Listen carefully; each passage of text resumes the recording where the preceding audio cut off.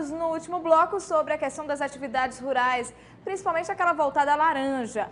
Produtores do Amazonas, aqui do interior, receberam equipamentos. Os detalhes na reportagem de Israel Ayasser e Paulo Andrade.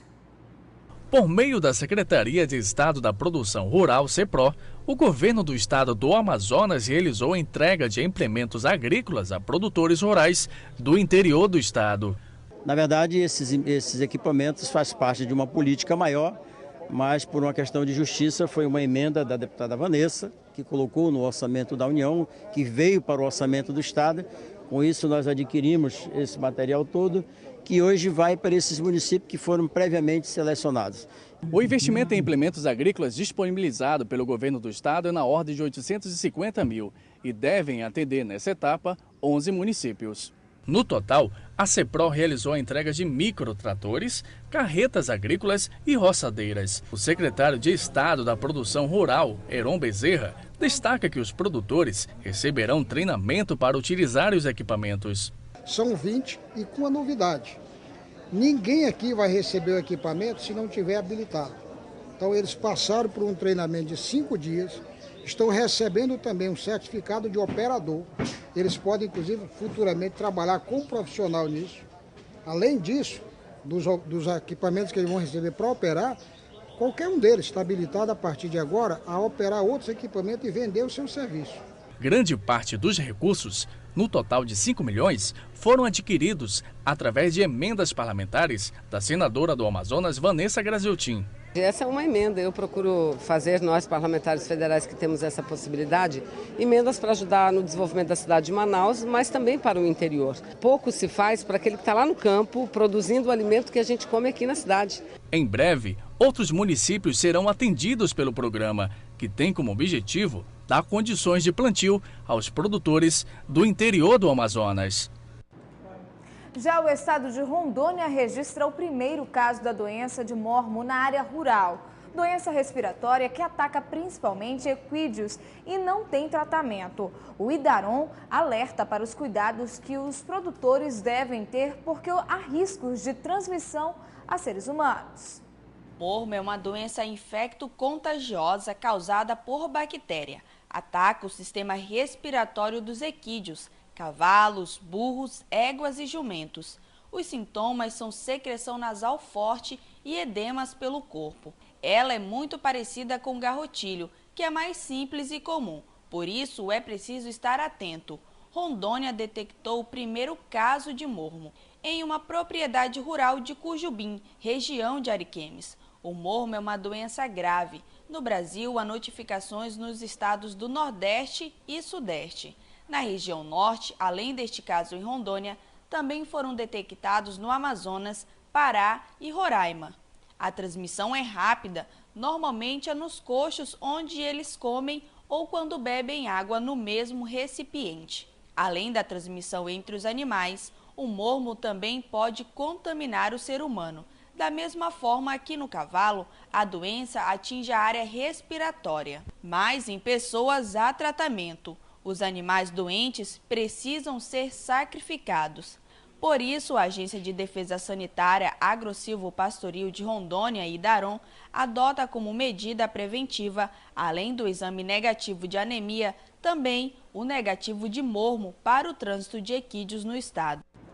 A presidenta Dilma Rousseff anunciou recentemente o Plano Safra da Agricultura Familiar 2013-2014, um investimento de 39 bilhões de reais. O programa de fortalecimento da agricultura familiar é a principal fonte de crédito e investimento dos pequenos produtores. Conheça como essa iniciativa pode contribuir para o desenvolvimento dos produtores rurais.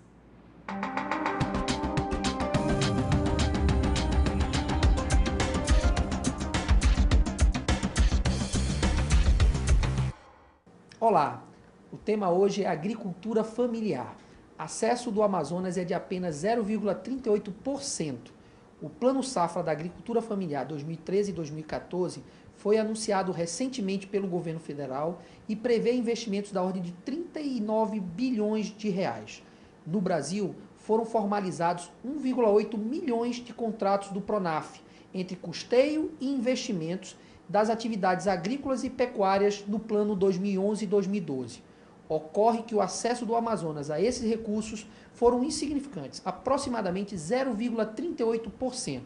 O principal motivo pela baixa participação dos agricultores familiares amazonenses aos recursos do Pronaf pode ser a falta de agentes operadores no interior, a grande ausência de agências do Banco do Brasil e do Banco da Amazônia na maioria dos municípios amazonenses, que impedem que o recurso financeiro chegue lá na ponta, ao produtor rural.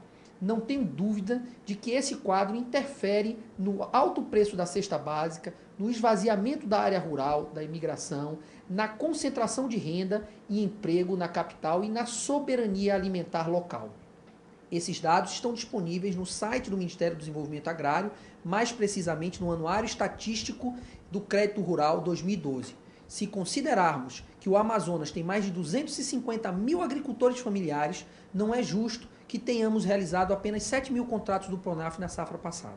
Uma das alternativas para garantirmos a operação do Pronaf no interior do estado pode ser a constituição de cooperativas de crédito rural. Um bom exemplo para o Amazonas é o movimento que ocorre no interior do estado de Rondônia, aqui ao lado. Fica aqui a nossa sugestão. É isso, gente. Por hoje é só. Lembrando sempre que gente que coopera cresce e é mais feliz.